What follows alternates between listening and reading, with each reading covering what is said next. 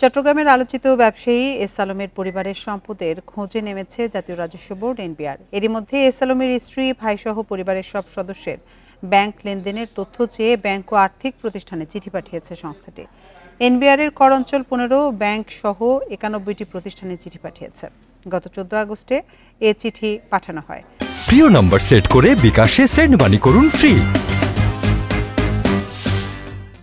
নিজ নামে পরিচালিত অ্যাকাউন্টের পাশাপাশি তাদের মালিকানাধীন কোম্পানি ও ব্যবসা প্রতিষ্ঠানের লেনদেনের তথ্য জানাতে বলেছে এনবিআর।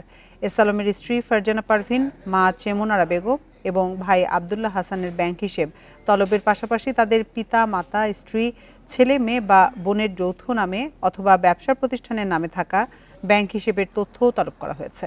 এছাড়া তাদের নামে থাকা ক্রেডিট কার্ড, জাতীয় সঞ্চয় অধিদপ্তর ও ডাক বিভাগের কাছে থাকা হিসেবের তথ্য চেয়েছে কর বিভাগ।